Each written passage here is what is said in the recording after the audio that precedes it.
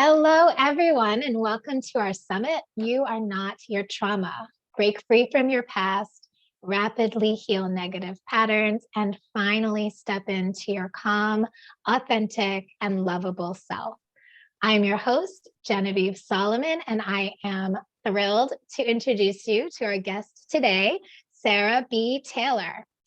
Sarah Taylor is a neuroscientist turned life coach for women and folks socialized as women who carry invisible and inherited trauma.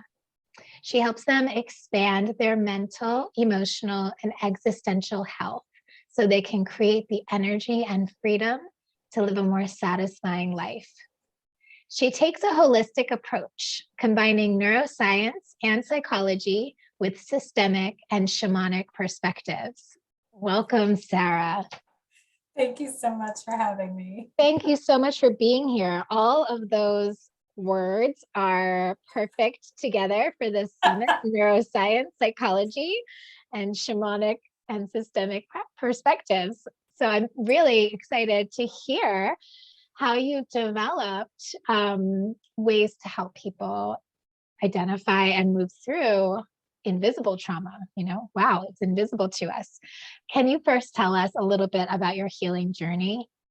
Absolutely. And of course, that's why I do what I do, right? That tends to be how we get into this work. Is we had to follow the path ourselves in order to get there. So yeah, my career started off in neuroscience. So I have a PhD in neuroscience, and I studied the impact of stress on mental health in preclinical research for most of my career. So the stress and mental health has kind of always been there. And then when I got pregnant with my first and only child, I got into crisis mode, and I was a professor at a small liberal arts college, a professor of psychology. And I just started having panic attacks and didn't know what was happening. And I was didn't want to take medication. So I was like, I guess I'll go to therapy.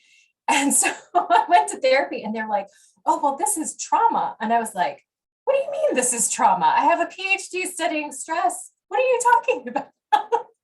And so I was resistant to the idea of having trauma or that being the origin of what was going on for a while. And eventually I sort of came around. And I think part of the reason why I was resistant to it is because I would say that my trauma is sort of like the trauma that flies under the radar. And that's kind of what I mean by invisible trauma that I'll define a little bit later. So anyway, I got stable before my son got born, so that was helpful. And then after that, I was like, I'm a working mom. I'm working, long hours, pumping 3 times a day. Well, my kid is in daycare going back and forth. I'm like, what is the point? Like, why am I doing this? And so therapy got me stabilized. And then it was life coaching that really got me asking the big questions and what do I want to do? And once I hired a coach, I was like, oh, this is what I want to do. So I got trained, and I've just been following the breadcrumbs. One of the instructors in my training, I was trained with Martha Beck Institute. One of them was a shamanic practitioner, and I think she's speaking as part of the summit as well. And so I was like, oh, I don't know what that means, but I need to find out. And so I went down that path for the last couple of years. And really what I found is that traditional therapy really helps stabilize and really helped me stabilize, but going deeper to sort of excavate the gold, I always say the gold that comes from the trauma, really required more of me. And I really didn't see sort of the wholeness coming together until I moved into energetic work, shamanic work. And now I really have to say systemic work, looking at generational and inherited trauma, is really just blown my world open. I keep going deeper and deeper and finding more and more wholeness and more freedom, which is why I'm just most of my clients say they feel stuck. And I'm like, well, yeah, you are. That's what trauma is about. And so we're just trying to move past that. So that kind that's of how I ended up pulling it all together. That never-ending onion of well, yeah, but it's at some point it's no longer, once it's not about stabilization, I find it an adventure. Me too. We're gonna find some more things. They're gonna lead to some more goodness, and I'm always down for that. So Yeah, me too. I agree. Once you get past the crisis phase and you start to really get into the groove of looking and asking and knowing, trusting that you can find the gold, it just right. becomes this fascinating adventure. And it is never ending, but you don't have to worry so much about it anymore. Yes, exactly. That becomes not a problem. And once that's not a problem, it's like the whole world just sort of opens up. The whole internal world opens up to you, right?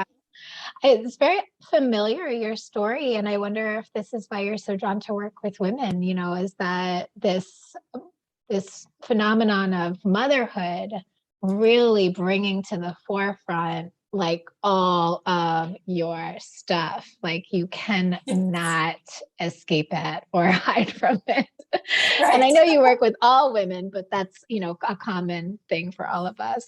Absolutely. And it's one of those junctures when we talk about like generational patterns. It's one of those junctures where patterns that haven't been super activated or super active can become more active. So there's like a historical context for that as well, right?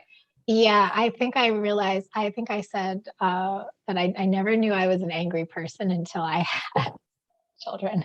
And then, Oh, of course, I learned not to say I'm an angry person, but that I had anger in my mind. But, right.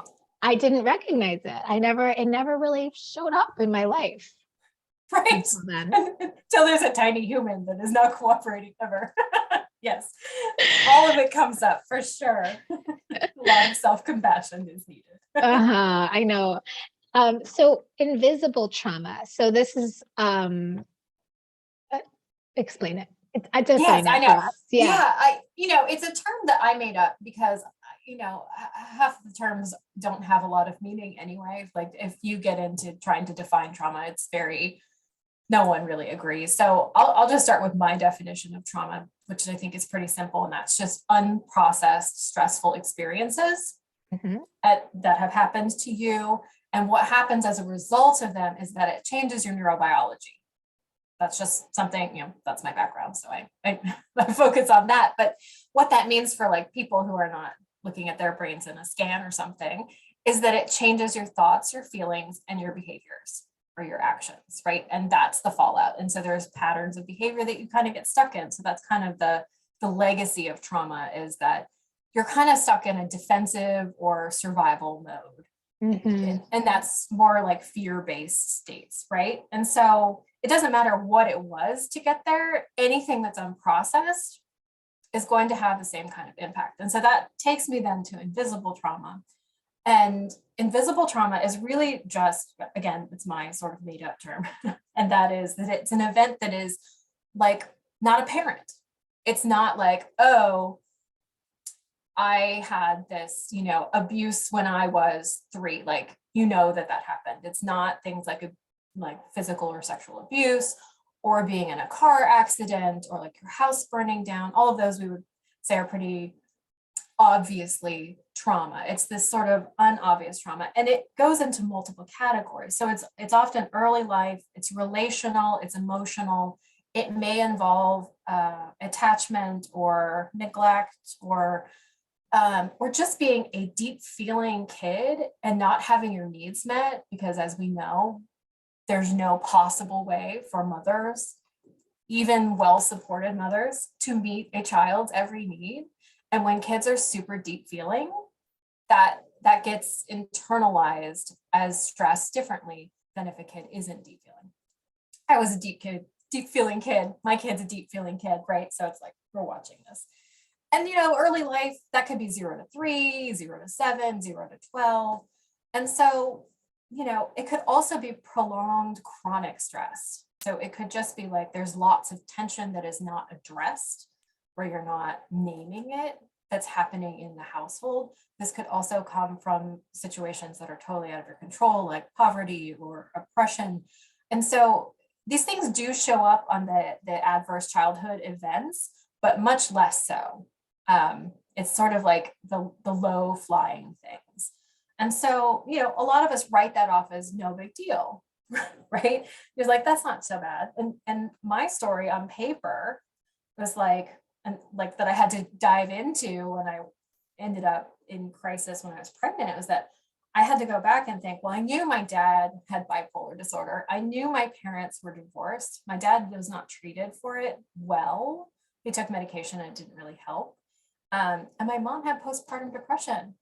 And I was like, and that's it. So like my parents had untreated mental illness and then there was a divorce. And I was like, well, I mean, 50% of families, there's divorce, right? I mean, it's so common. Like it's probably even more common now. I don't know.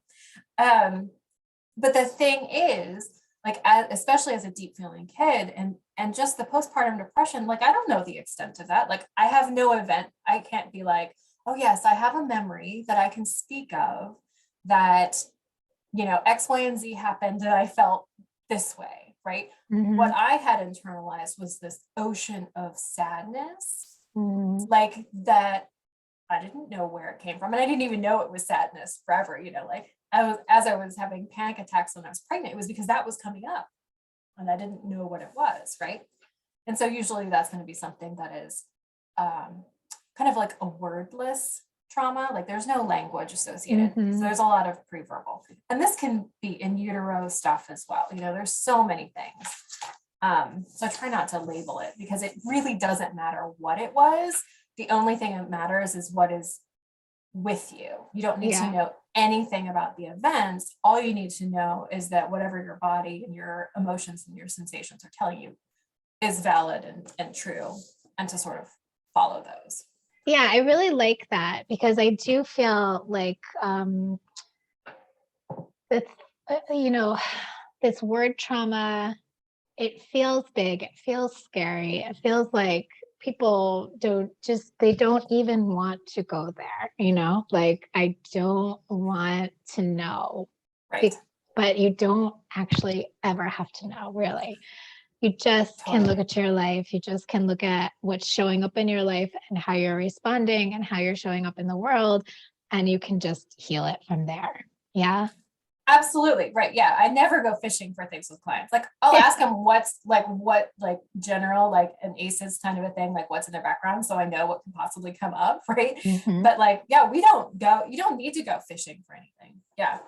And for me, I feel like I wish I had known that from the beginning, because when I was in therapy, I spent probably longer in therapy than I needed to, because I kept trying to look for something that I could name.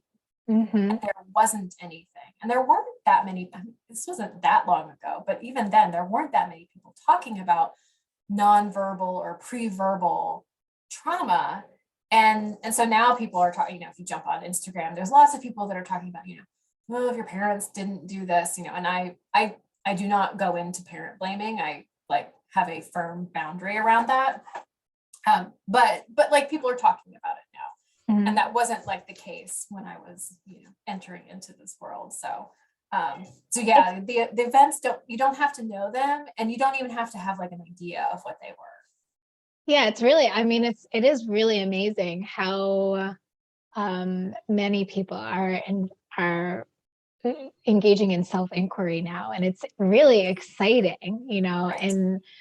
And we can slide into the parent blaming or whatever, but really it's just acknowledging, this is just, the way that I grew up, and we don't need to blame. This is how it's holding me back, and this is how I want to be moving forward. And then grab a healer of your choice. So true. There's so many pathways. Right. Could you tell us a little bit about how you feel like invisible invisible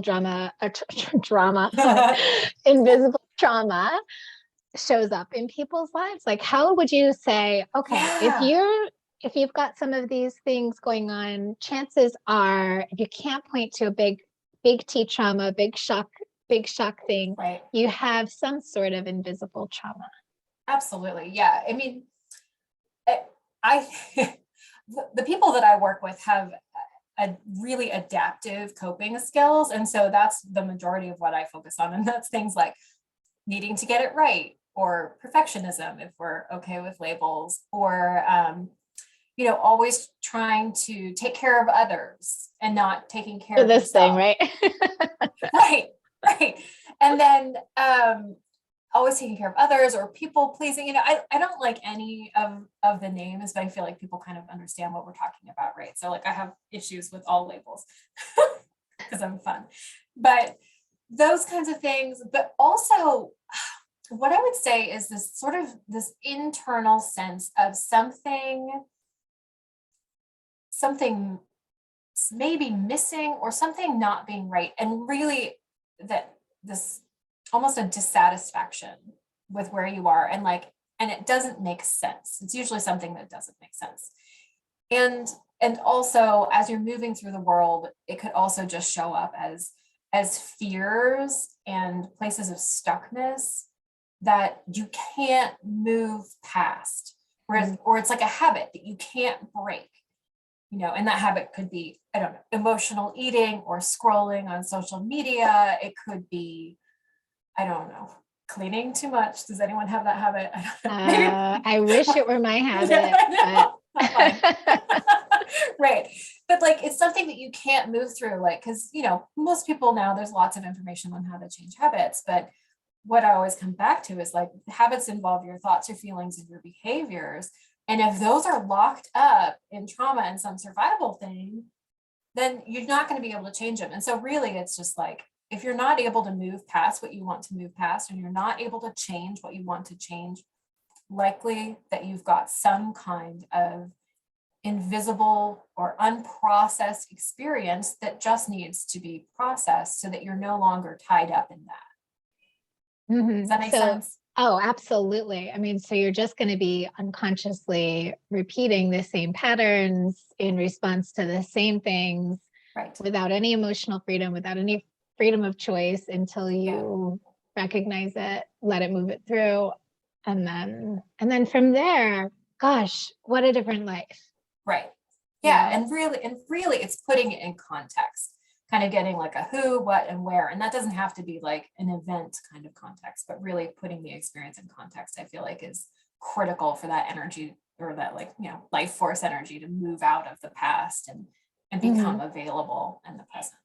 And can you just do that in the present? You don't have to say the who, what, where from the past, right? You could sort of be like, okay, this is my trauma now. This is the who, what, where, or does it have to link to the past?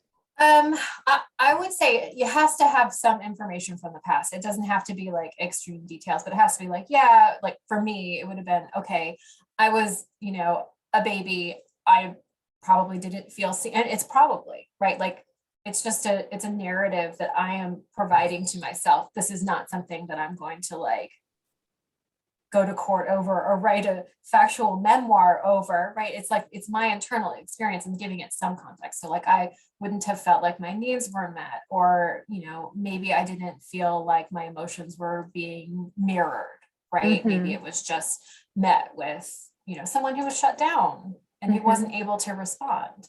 And so how would that have felt? And so in that case, you could just say a caretaker, or in that case, but you don't have to get into a re-experiencing. I mean, we all know re-experiencing is not effective, right? But having some idea around the context of that. Okay, that's great. So how do people get started investigating their own patterns? Yeah. So, well, I would say also that this invisible trauma, part of invisible trauma is this inherited trauma. Yeah. And that is going to be something that it's just a subcategory of it. And really that's just unprocessed experiences of our ancestors that gets passed down, right? And so lots of things can initiate that. Things like a loss of a child, war participation, which almost all of us have somebody in our family who has participated in one of the world wars, right? Like world wars kind of pulled most countries in. But even, ancestors or relatives that have experienced abuse or violence. And that trickles down to the sort of secondary fallout from that. And so like in my family, looking at that trauma, that inherited trauma, what it was that my grandmother's mother died when she was 9. And my grandmother was not able to process that grief. So that was her unprocessed experience, was just the grief from her mother dying. And then she wasn't able to sort of give the motherly care to my mother. And then when my mother had me, the first child, she like almost activated that. She went into this postpartum depression to the point where the time of day when it was the worst for her was the time of day when my great grandmother died. Like, and that was the time Wow. of day that I felt depressed for most of my early years. And so like, it doesn't always get that granular. I like to investigate things a lot. So, so like I did that, you know, in conversation with my mother because we have a great relationship. But like that's the sort of trickle down from, so my grandmother had the traumatic experience, and that led to, you know, me carrying some of that grief. And so some of my grief had nothing to do with my mom and Mhm. nothing to do with me attaching to my mom. It was generational. I'm carrying grief from my grandmother as part of this family system that's trying to help all members of the family transform it. And Mhm. so it's still invisible trauma. It's just that you're going to a wider perspective where the world doesn't revolve around just you or your family of origin or your, you know, adoptive family either, you know. Mhm. Yeah, So, I think we can all see that in our lives, about the way that we have inherited a set of um, beliefs or behaviors that were adopted based on the behaviors of our parents' unhealed trauma and their, right. yeah, it's a very useful thing to be able to investigate that. Totally. Yeah. And so, sorry, you had asked about Ho- untangling, and I Yeah, how do snuck you that get bit in there. people how do you lead people through Yeah. starting to unravel that? So I I do that by focusing on what's coming up now, and you know, people don't like to be triggered or to have bad experiences, but to me that's the goal. Like that right there is where if nothing's going wrong, you have nothing to work with. But if Mhm. something's going wrong, then you can ask all of these questions, and that's where all of the good stuff lands. It's not like a one-time process, but like I've got some questions that can help you know, sort of investigate what's going on when something comes up. And so this could investigate either invisible or inherited trauma. Um, but so I have a few questions here, and so I'll just give a couple of them. And one real clue is like when something comes up for you and you're stressed or triggered, it's saying, does the intensity of my emotions or my experience right now match the objective facts of what's going on in the situation? Right? Mhm. Because if it's so intense, and what's happening is like, well, it's not really warranting the level of either internal or expressed response, then maybe it has to do with something in the past. Because all of this is this from the past or is this from the present? Like these sort of questions. And then the other question is this mine or is this not mine? Mhm. That's a big part of it. So does your intensity of your emotions match it? And then I really like to go into asking, what is this really about? Mhm. Because a lot of the times, if we're feeling an emotion, say resentment over doing all of the things, parenting through a pandemic, you know, that brings a lot of resentment up. But like, what is under the resentment? Because resentment lives with anger, right? But like, what's under that? And where is that coming from? And usually, where that's coming from is going to be an earlier place of hurt, like a belief or a system around I'm not good enough unless other people are doing X, Y, and Z. And you know, the beliefs could be all over that. But what is this really about? So sometimes I just will ask or have my clients ask, like even 5 times. And so like, why am I feeling this? And what's going on underneath that? And what's going on Mhm. underneath that? Because we have some layers that are there to protect us. Because resentment is really like a often a defensive kind of an emotion. And so it's getting under that. And usually there's some kind of hurt or pain, right?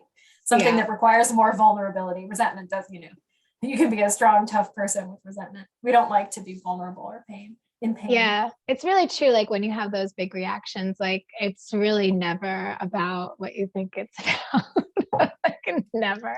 It's not, right. And when you add in the like generational piece too, it's like, it just blows my mind. So like the next question I would say is this even mine? And in that case, when you're thinking, is this even mine? That's where I go into working with like our ancestors in general. because all of that unprocessed experience that our ancestors have, you may know their names or not, it could be in the last couple of generations or further back. But like we as people, this is my worldview. We as people feel those emotions intensely. Their unprocessed experiences can intensify our experience in the moment, especially through that emotional channel, but thoughts as well. And so one of the things that I have people do, and I have been doing, and I learned it from my mentor, is this sort of setting boundaries with ancestors who are burdened, meaning they have unprocessed experiences,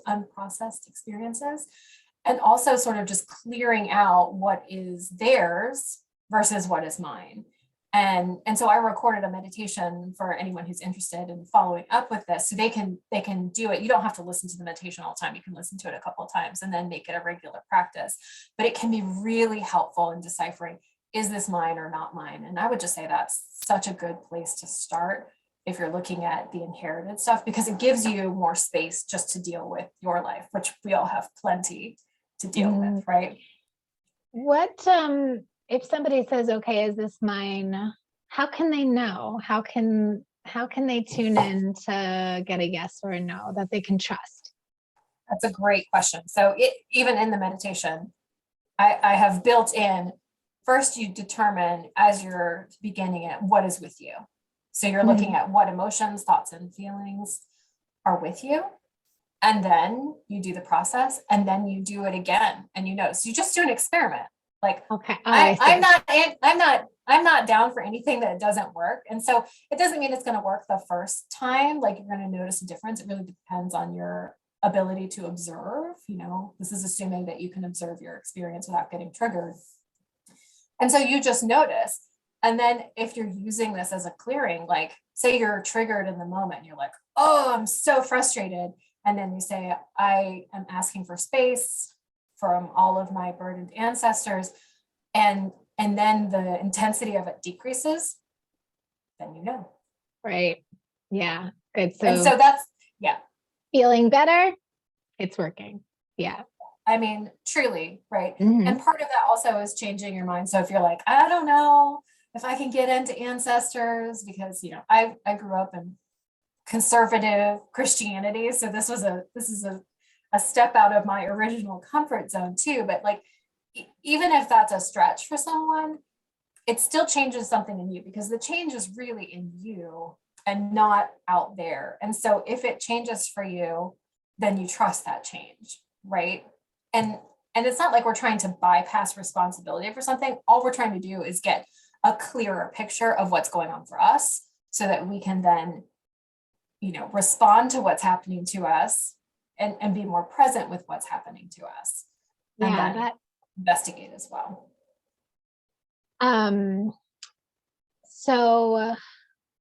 So then the inherited trauma. So do you get into at all like how to heal that? Like in a way that do you talk a little bit about like how it also heals the ancestor? Yes. So this clearing and boundary practice that I'm offering is really just a foundation for that. So it really actually sets you up for having a respectful and compassionate relationship with all ancestors, those who are burdened and those who are not. And that's a start. If you've got an entanglement with an ancestor, and so that would be like you're helping to carry a burden, that's not going to resolve it. And that requires looking with other tools. And the tools that I use is a family systems perspective. So like family systems constellations. I don't run constellations. I use it as a coaching tool, and I have a few other ways of looking at it. But like you can investigate that too, because you can really ask about your experience and say, hey, how is what's happening to me, or this pattern of like, hey, there's always resentment between the men and the women in my family. Like, how is this helping the system? And in order to know how it's helping the family system as a whole, you kind of have to know how the family systems work. And there's three main principles. And if we've got time, I can share them. I don't know. Great. Yeah. Are we okay? Okay, good. This is from Bert Hellinger's work. And so he's the founder of Family Constellations. And so the family system really cares about three things, and he calls them the orders of love. And the first is belonging, and that is every member of the family has an equal right to belong, no matter what bad behavior they do.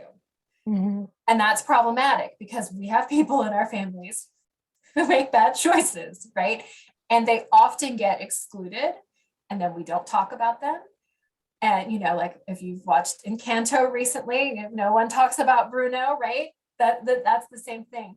Like he was an excluded family member. And so when a family member is excluded, they're down the line, another descendant will become sort of either loyal to that person or identified with that person. And so they will start perhaps expressing the same kinds of things that person had happened to them.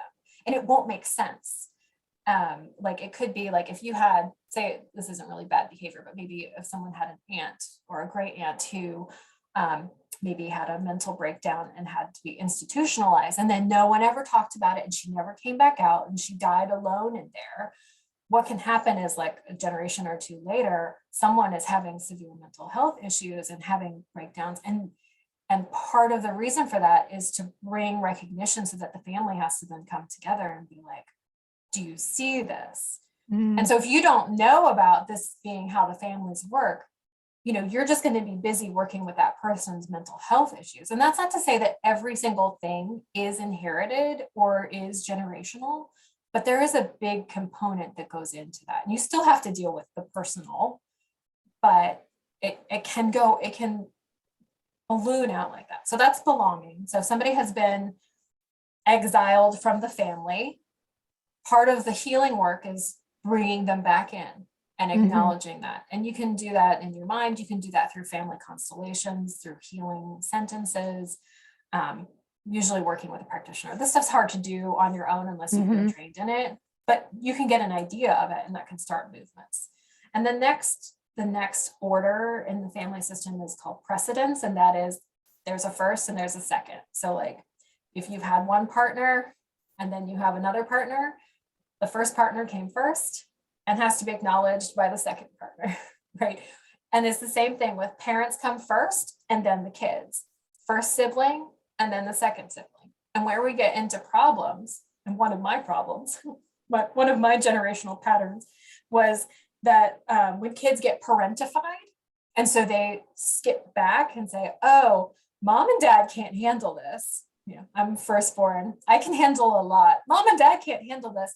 Let me worry about it and carry it. And now in reality, I'm not actually helping, but I am carrying a bunch of emotional burdens because I'm trying to supersede my parents.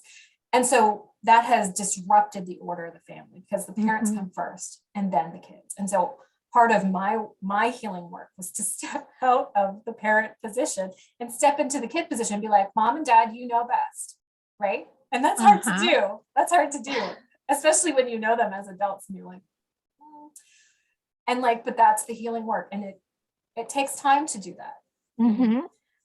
And with children, this can be a problem with siblings if like the first child, say, is miscarried and no one talks about that. It doesn't happen with all miscarriages, but if the first child was miscarried or aborted, especially later on, and then you've got the next child, and that the next child is born, and that's called the first child, and no one acknowledges the actual first child, that can lead to issues where the child that was born starts to show, maybe a draw towards death, maybe not like suicidal, but like, or may feel like things are wrong. There's different things that go into that.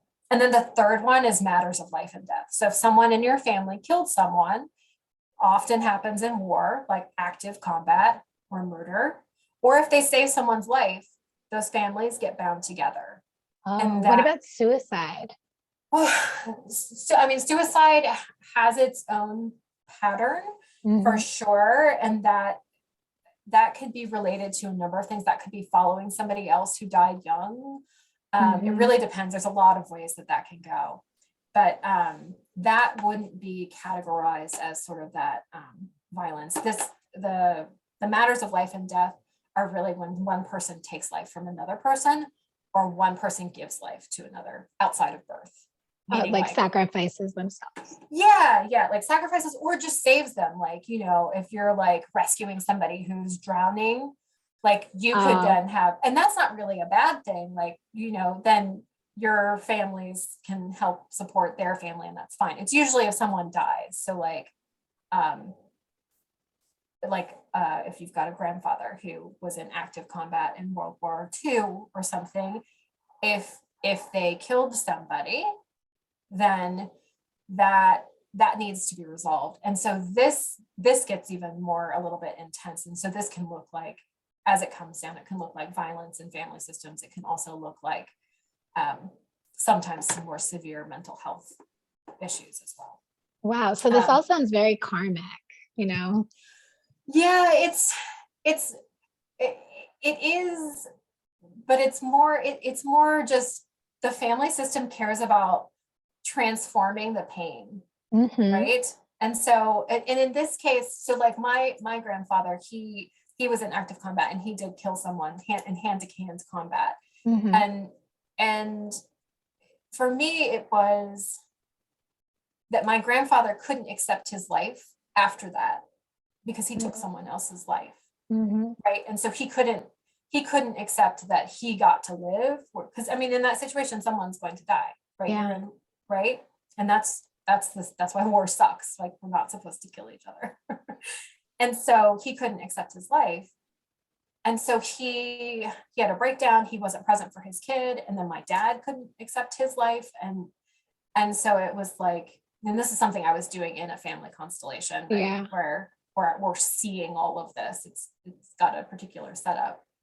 But what I had to do was accept life on behalf of my grandfather, and to honor that soldier who died. And so I keep a place for that soldier who died in like my mind and heart, and acknowledge that I am only here because he died, right? And so in that way, there's a reconciling. And so it's not really karma in that way. It's like, it's really more straightforward, as like, this is the consequence of what happens, and we have to acknowledge it, and we have to sort of acknowledge everyone's experience. Wow, that is so beautiful. Wow, it goes really in depth when you're working with people.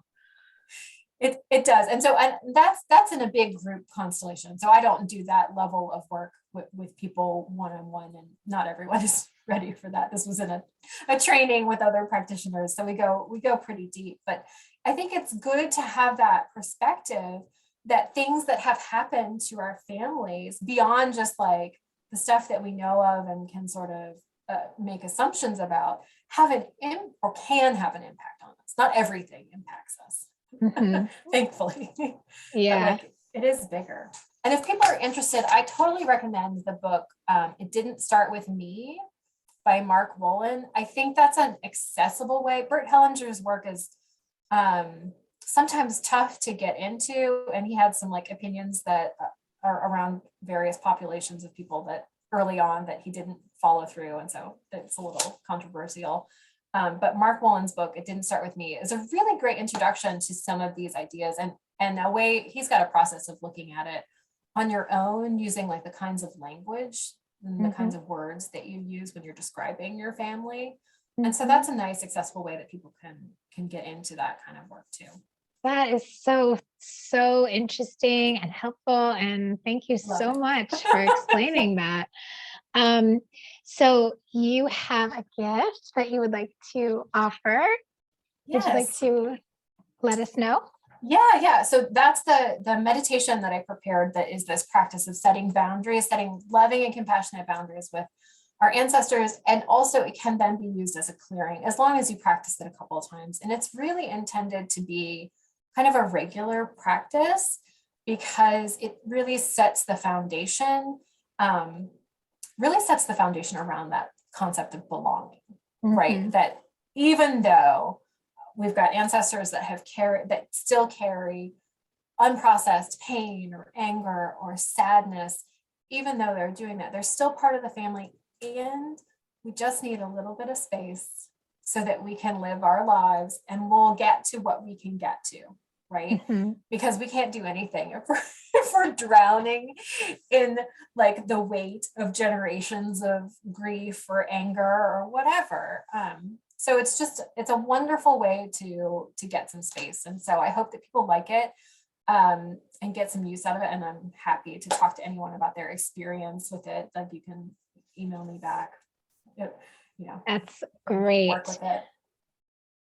Thank you so much. Click Yes. below to get your free gift and start clearing and creating boundaries with some of your inherited ancestral trauma. I'm excited to listen to that as well.